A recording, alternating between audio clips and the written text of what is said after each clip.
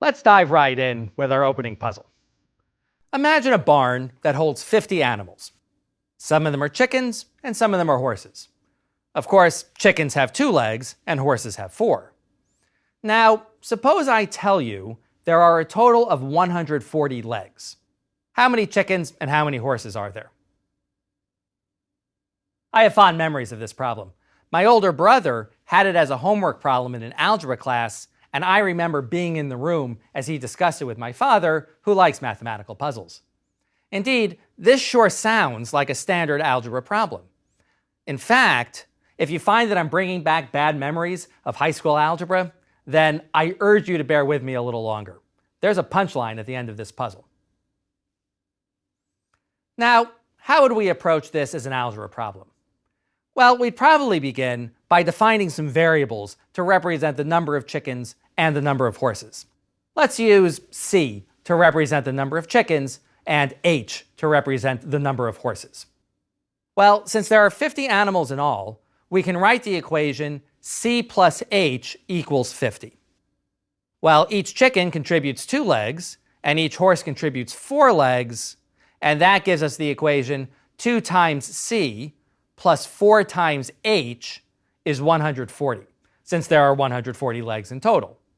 In other words, the number of chicken legs is twice the number of chickens, and the number of horse legs is 4 times the number of horses.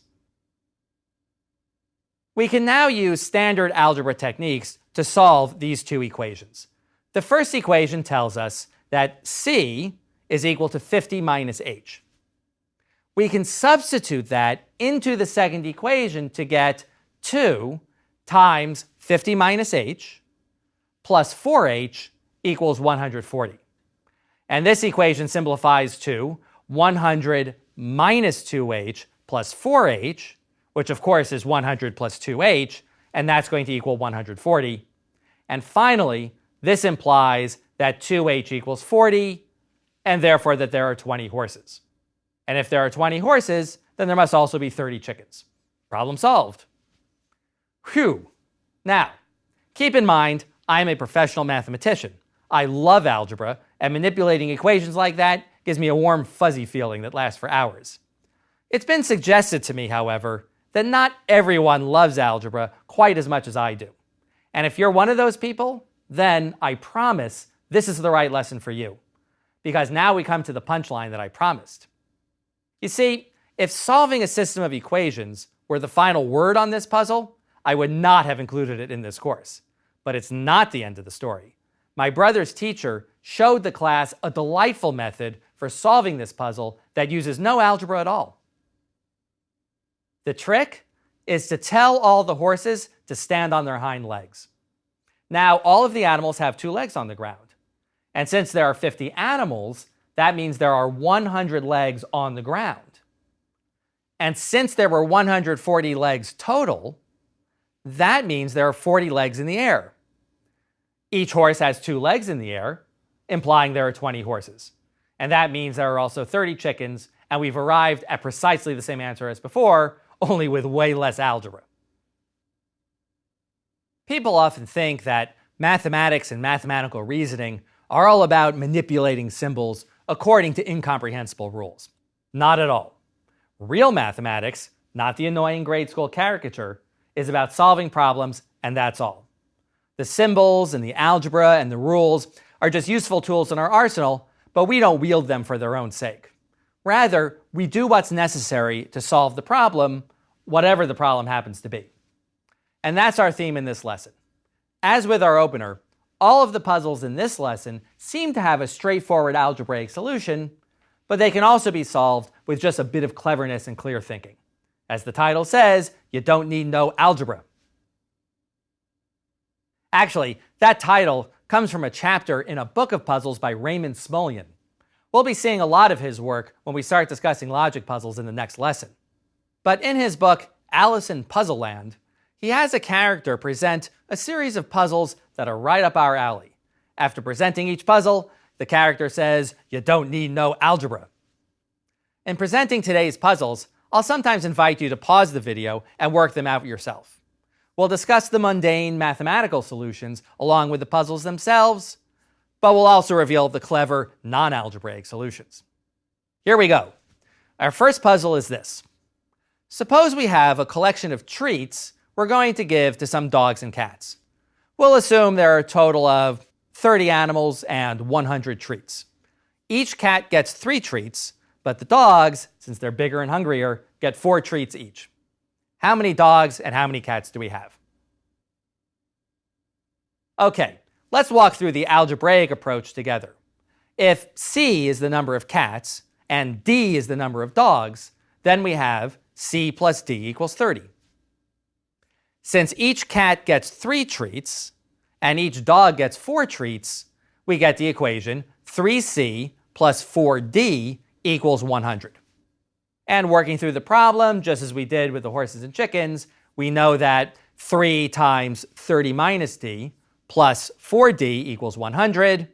This eventually simplifies to 90 plus D equals 100. And this tells us that D equals 10. So there are 10 dogs and 20 cats. But you know what's coming next, right? You don't need no algebra. A bit of clear thinking and calm reflection should be sufficient. Of course, you could do this by trial and error. That is, you could just pick random guesses for the number of cats and the number of dogs, and I suspect it will not take you long to converge on the correct answer. I deliberately chose very small numbers so that the solution will be easier to follow. I think we can agree, though, that trial and error is not really in the spirit of things. I could have chosen very large, awkward numbers that would make trial and error impractical, but the really slick approach I'll show you will still work just as well. Can you figure it out? Put me on pause to give it a try. So we have a group of 30 dogs and cats and 100 treats to divide among them. Cats get 3 treats and dogs get 4 treats. We need to work out how many dogs and how many cats there are without writing down any equations. Here's what you could do. Start by giving all the animals 3 treats. Since there are 30 animals, that accounts for 90 treats. But each dog has 1 more treat coming to him. And since there are exactly 10 treats remaining, that means there are 10 dogs and 20 cats. The same answer we got before. Very clever, and no algebra required. Let's try another one, also based on a puzzle from Raymond Smullyan. 2 people, let's call them Alice and Bob, were enjoying some cookies. Alice had 3 times as many cookies as Bob. Finding this unfair, Bob asked Alice to give him some of her cookies. Alice handed over 1 of them. Bob said, "This still isn't fair. Now you have twice as many cookies as me." The question is, how many more cookies must Alice give to Bob so that they have the same number? And no, I didn't forget to tell you how many cookies there are in total. You just don't need that piece of information. Once again, this readily yields to a bit of algebra. Just let A represent the number of cookies Alice has, let B represent the number of cookies Bob has, and with a bit of patience, you can quickly summon forth equations that will help you solve the puzzle.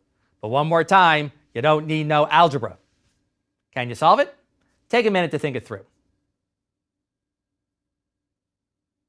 Okay, we said that Alice starts with 3 times as many cookies as Bob. After Alice gives Bob 1 cookie, she only has twice as many cookies as Bob.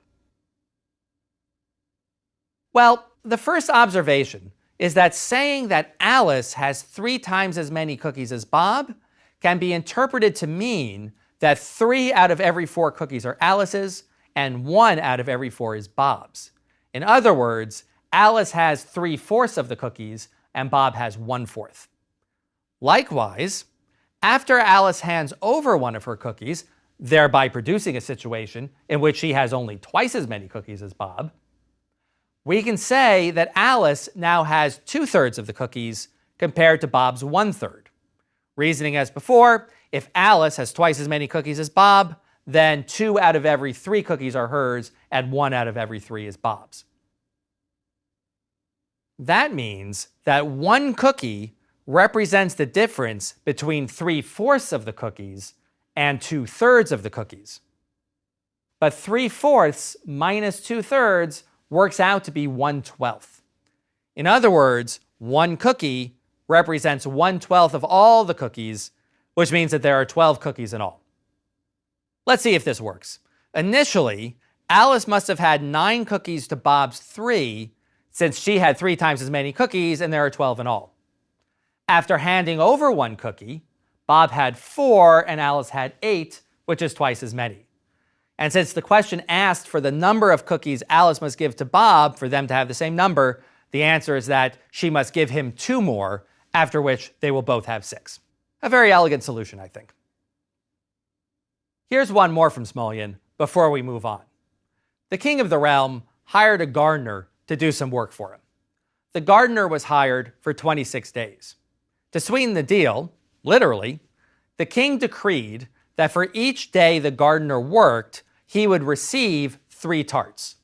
But in return, the gardener would have to pay the king a tart for each day he was idle. At the end of the 26 days, the gardener had 62 tarts. How many days did he work? A straightforward algebra problem once again. Let x be the number of days the gardener worked. Then 26 minus x represents the number of days he was idle. So his total haul of tarts is 3x minus 26 minus x, which must equal 62, and we can go from there. But where's the fun in that? Say it with me now, you don't need no algebra. Time to put me on pause to see if you can come up with a different way to solve this puzzle. Okay, the deal was that the gardener would be employed for a total of 26 days. For each day that he worked, he would receive 3 tarts, and for each day he was idle, he would owe the king 1 tart. At the end of his employment, we are told he had 62 tarts. How many days did he work? The key is to notice that if the gardener had worked every day, then he would have 26 times 3 tarts, which makes 78. In reality, he only finished with 62. The only way to lose tarts from the 78 is to remain idle. For each day he's idle, he effectively loses 4 tarts. Do you see why?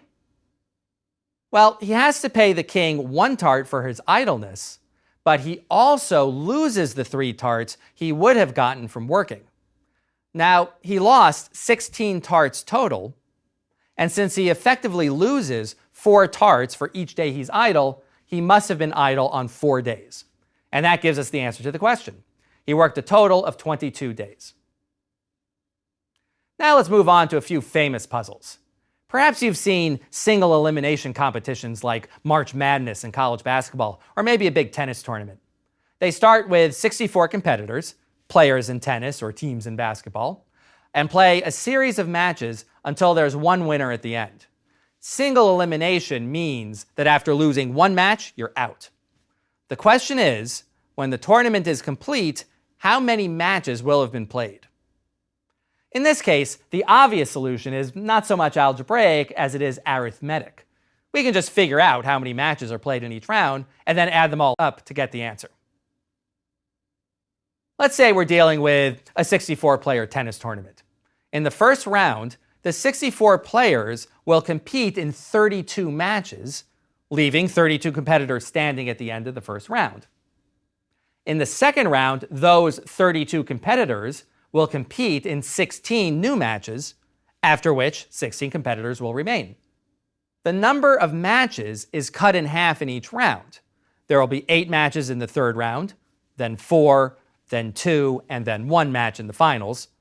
So the total number is 32 plus 16 plus 8 plus 4 plus 2 plus 1, and that's 63. Very nice. How about we make the puzzle a little more interesting? This time you have some number, let's call it n, of players. I'm not going to tell you what n is. It might not even be a power of 2, which means there might be some rounds in which only an odd number of players remain. These n players play a single elimination tournament. We stipulate that if there's ever an odd number of teams remaining, well, then there's some system of buys in place to determine who doesn't play in that round. When we reach the end of the tournament, there's only 1 player left standing. At that point, how many matches will have been played? I promise that you have enough information to solve the problem. Put the video on pause and see what you can come up with. Okay, We worked out explicitly that when we start with 64 players, the answer turns out to be 63 matches played, one less than the number we started with. It turns out that this is a general pattern. The answer to our question is that if we start with n players, the tournament must involve precisely n-1 matches. Let's see why this is so. The trick is that rather than count matches, you need to count losers instead. Every match has one winner and one loser. But at the end of the tournament, there's one winner and n-1 losers. To produce n-1 losers, you must have n-1 matches. So, if you have 7 players, you need 6 matches. 113 players, 112 matches. Simple as that. The answer is n-1, and you don't need no algebra. Let's close this lesson with 2 true classics of the genre. Imagine that there's a horse who normally gallops at a speed of 10 miles per hour. One day, the horse gallops some distance, we don't know how far specifically, and then immediately turns around and gallops right back to where he started, retracing the same path. The next day, the horse undertakes the same trip, but this time he gallops on a treadmill that is moving at 2 miles per hour. So during the first part of the trip, the horse is galloping with the treadmill and is therefore moving faster than he would on his own. But on the return trip, he's galloping against the treadmill and is therefore moving more slowly than he would on his own. The question is, which trip took longer? The round trip on the first day or the round trip on the second day? Well, the algebraic approach would be to let, say, d represent the one-way distance and to then work out explicitly how long each trip took in terms of d. It's a very practical, reasonable approach to the problem. But if you think that's the end of the story, then perhaps you've missed the point of the lesson. Let's work through this one together. To keep things simple, we'll assume the whole trip was a mere 1 mile.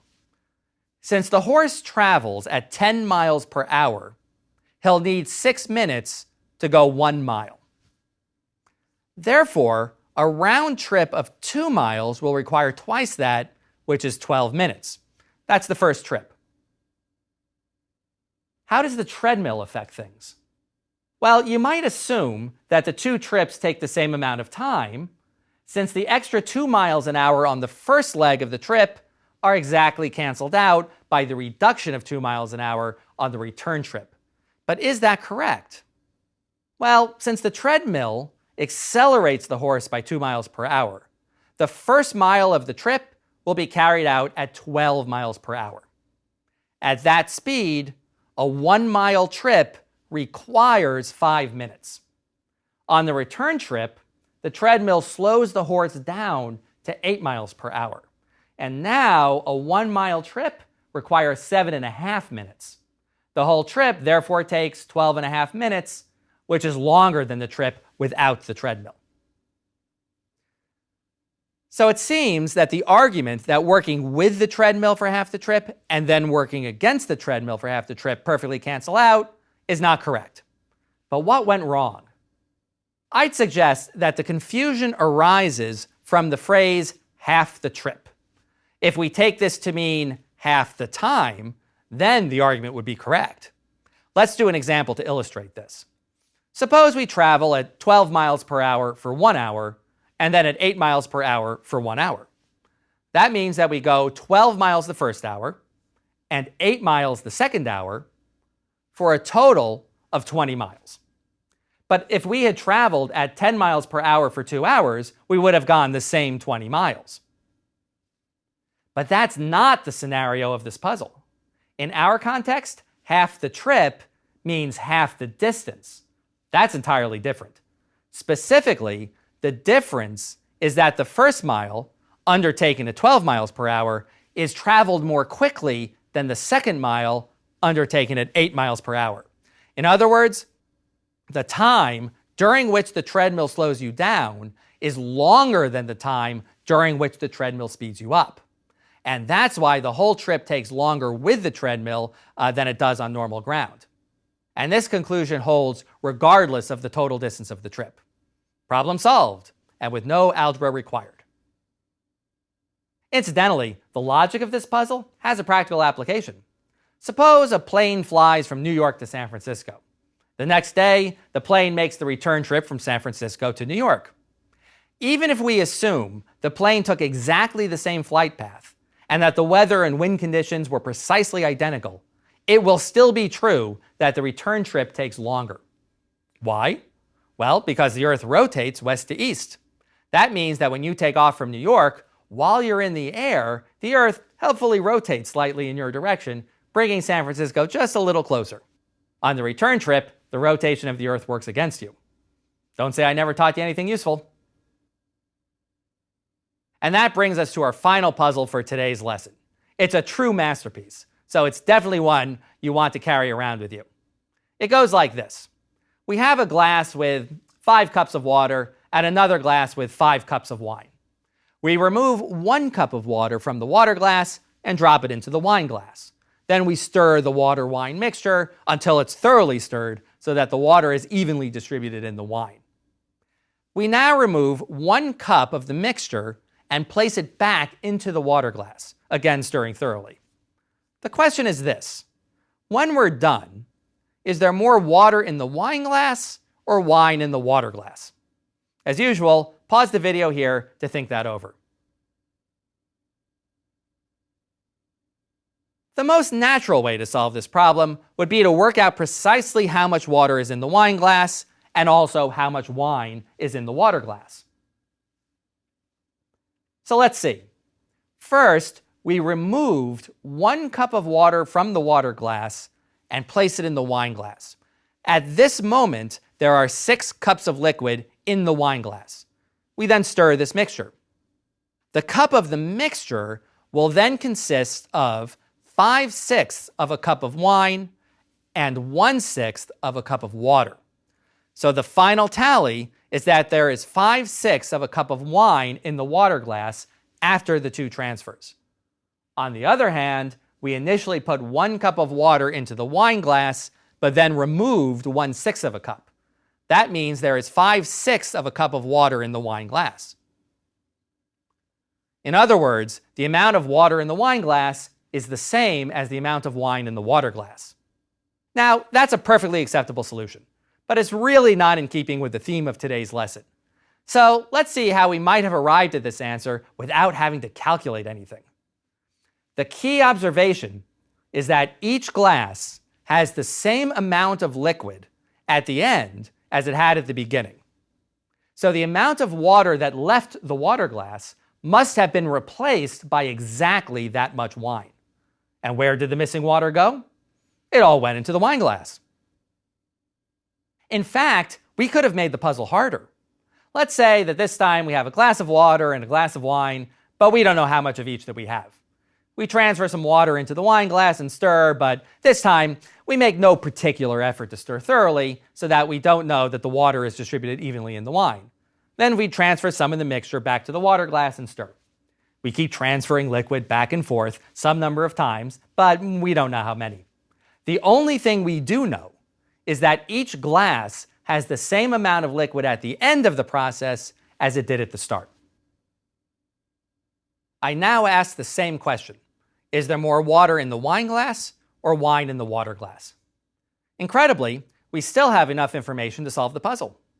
All that matters is that each glass ends with exactly as much liquid as it began. That means that any water that left the water glass was replaced by exactly that quantity of wine. And since all of that water that we removed was placed in the wine glass, we see once more that the amount of water in the wine glass is the same as the amount of wine in the water glass. This is a fine illustration of the principle that sometimes having too much information can actually make a problem harder to solve. Sometimes knowing too much can distract you from what's really important. And that'll do it for today. See you next time.